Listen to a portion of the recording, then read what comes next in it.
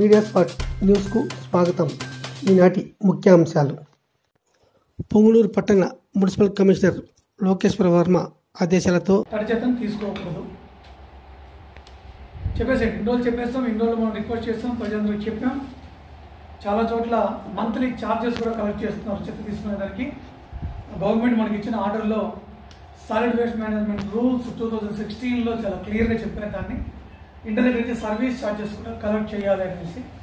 మన రెసిడెన్షియల్కి ఎక్కడ service charges collect చేయట్లేదు, ఓన్లీ కమర్షియల్కి మాత్రమే సర్వీస్ ఛార్జెస్ కలెక్ట్ చేయడం జరుగుతుంది. అలాగే ఇక్కడ నుంచి బల్క్ వేస్ట్ జనరేటర్స్ ఉంటారు, కళ్యాణ మండపాలు కావచ్చు, హోటల్స్ కావచ్చు, ఇంకోటి కావచ్చు. వాళ్ళ దగ్గర ఖచ్చితంగా స్పాట్లోనే బల్క్ వేస్ట్ నుంచి హోమ్ కంపోస్ట్ తయారు చేయించేది మనం పెట్టాల్సిందే. మీరందరూ బాగా చదువుకున్నారు, కొత్తగా ఉద్యోగానికి వచ్చారు, సంవత్సరం గడిచిపోతుంది ఉద్యోగం చేరి. మీరు ఇంకా ఆ రీతిలో కానీ ప్రయాణం చేయకపోతే ఒప్పుకోబడదు. అక్టోబర్ 2 నాడు మనం సపరేట్గా ఒక పథకాన్ని ప్రవేశపెడుతున్నాం. సీఎం రవి వచ్చాడు. రవి, మహిళా గ్రూపుల్లో సభ్యులుగా ఉండాలి అంటే ఖచ్చితంగా 5 సూత్రాలు పాటించాలి. నెంబర్ 1 విషయం ఏంటంటే, మన దగ్గర 970 గ్రూపులు ఉన్నాయి. ఈ 970 గ్రూపులు ఉన్నాయంటే దాదాపు 9,700 మంది ఉన్నారు. రాబోయే రోజుల్లో మనకు గ్రూపులు పెరిగే అవకాశం ఉంది. మనకు ఉన్నటువంటి 12,500 ఇండ్లు అంటే 14,000 కాపురాలు. అట్లా పోల్చుకున్నా మన దగ్గర 10,000 మంది మహిళా సభ్యులు ఉన్నారంటే ఇంటికి ఒక సభ్యులు లెక్కేసుకున్న 10,000 కుటుంబాలు మన మహిళా గ్రూపులో ఉన్నారు. ముందుగా మనం తలుచుకుంటే మార్పు అనేది పొంగునూరు నుంచే ప్రారంభం కావాల్సినటువంటి ఆవశ్యకత ఉంది. ప్రతి ఇంట్లో ఉన్నటువంటి మహిళ మొదట చేయాల్సిన పని చెత్తను వేరు చేయడం. తడి చెత్త, పొడి చెత్త, ఇంకెక్కడన్నా డయాబెటిక్ పేషెంట్స్ కానీ వాళ్ళు డ్రెస్సింగ్ కోసం కానీ వాళ్ళు లేకపోతే ఇన్సులిన్ వాడుకోవడం కానీ ఈ హానికారకమైన చెత్త, షేవింగ్ చేసుకున్న బ్లేడ్లు కావచ్చు, ఇంజక్షన్ వేసుకున్నటువంటి సిరంజీలు కావచ్చు, ఇవన్నీ నుండి సపరేట్ పెట్టుకోవాలి. దీన్ని ఈ 3 రకాలు ఖచ్చితంగా చేయించి పూచి ఉమెన్ గ్రూప్తో చేయాలి. అక్టోబర్ 2వ తారీఖు నుంచి మనం పట్టణంలో 2 పథకాలు ప్రవేశపెడుతున్నాం. అక్టోబర్ 2వ తారీఖు నుంచి ఏదైతే పరిశుభ్రతకు పెద్దపీట వేస్తూ స్వచ్ఛతే సేవ అనే నినాదాన్ని ఇచ్చినటువంటి వ్యక్తి గాంధీ మహాత్ముని జయంతి సందర్భంగా మన పురపాలక సంఘంలో మన మంత్రి గారు పెద్దిరెడ్డి రామచంద్రారెడ్డి గారు, ఎంపీ మిథున్ రెడ్డి గారు సూచించిన మేరకు పట్టణంలో పరిశుభ్రతకు పెద్దపీట వేస్తూ, ఎలాగో మనకు సీజనల్ డిసీజెస్ వస్తున్నాయి కనుక ఈ వాతావరణ మార్పుల వల్ల సంభవించే డెంగ్యూ కానీ, మలేరియా కానీ, చికెన్ గున్యా కానీ లాంటి వ్యాధులు, ఈ జ్వరాలు ఏది రాకుండా ఉండడం కోసం మనం ఈ కార్యక్రమాన్ని పెద్దపీట వేస్తున్నాం. ఆ రోజే 2021-22 స్వచ్ఛ సర్వేక్షణ కార్యక్రమంలో మనం గతంలో చేస్తున్న పనులకు అదనంగా అద్భుతమైన కార్యక్రమం చేస్తున్నాం.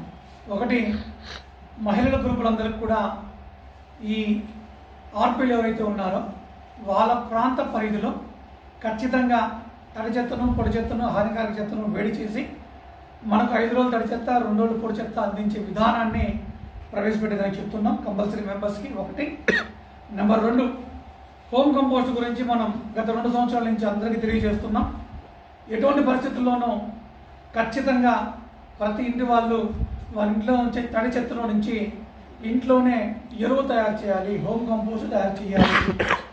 తయారు చేసి సార్ మాకు ఎక్కువ అయిపోతుంది ఎరువు అనుకుంటే దాన్ని మున్సిపాలిటీని కొనుగోలు చేసి బల్క్గా రైతులకు అమ్మేదానికి మనం కూడా ప్రణాళిక తీసుకొస్తున్నాం. ఈ హోమ్ కంపోస్ట్ తయారీలో కూడా ఖచ్చితంగా వాళ్ళు మా ఇంటి తోట కార్యక్రమాన్ని ప్రోత్సహించాలి. మిద్దిపైన అంటే స్థలం లేకపోతే మిద్దిపైన పూల కుండీలు లేకపోతే పండ్ల తోటలు, ఆకుకూరలు మీరు ఏదైనా సరే పెంచాలనుకుంటే మిద్దిపైన కుండీలలో కూడా పెంచుకోవచ్చు. నేను మీ అందరూ కూడా షేర్ చేశారనుకుంటాను.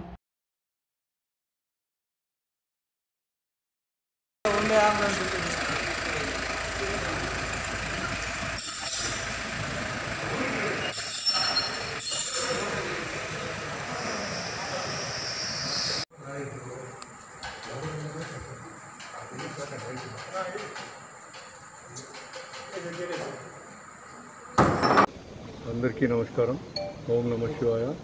ఈరోజు అనగా 30 తారీఖు నాడు శ్రీకాళహస్తీశ్వర స్వామివారి దేవస్థానం మామూలుగా 7:30కి అట్లా క్లోజ్ చేస్తాము. 7:30కి టెంపుల్ క్లోజ్ చేసి బయటికి లాక్ చేసి కంచిగడప నుంచి బయటకు వచ్చిన తర్వాత ఒక ఏఆర్ కానిస్టేబుల్ సుబ్రహ్మణ్యం అతను గార్డ్ డ్యూటీలో ఉన్నాడు. ఆయన ఆ వెపన్ని బయట అంటే కంచిగడప టెంపుల్ అవుట్ సైడ్ టెంపుల్ 4 గోపురాల మధ్యలో ఒక గార్డ్ రూమ్ ఉంటుంది. ఆ గార్డ్ రూమ్లో వెపన్స్ డిపాజిట్ చేసుకుంటూ ఉంటారు. ఆ చేసే సమయంలో మిస్ఫైర్ అయింది. మిస్ఫైర్ అయిన తర్వాత ఆ ఇన్ఫర్మేషన్ మాకు తెలవగానే ఇమీడియట్గా పోలీసు వాళ్ళకి చెప్పడం జరిగింది. పోలీసు వాళ్ళు వచ్చారు. ఏఆర్ డిఎస్పీ వారు, లోకల్ డిఎస్పీ, సిఐలు అందరూ వచ్చారు. వాళ్ళు ఇన్వెస్టిగేట్ చేస్తున్నారు. అయితే ఆ కానిస్టేబుల్ కూడా ఎటువంటి ప్రమాదం ఏం లేదు. చిన్న స్క్రాచ్ ఇంజురీ లాగా జరిగింది. ఆ సీన్ చూస్తే అది ఫైర్ అయిన తర్వాత పైన రూఫ్లో ఉన్న రాయి పగిలి ఆయన చెవుకి తగిలినట్టు అనిపిస్తుంది. ఇన్వెస్టిగేషన్ జరుగుతూ ఉంది. ఎవరికి ఏం కాలేదు. భగవంతుడి వల్ల అతను సేఫ్గా ఉంది. Thank you.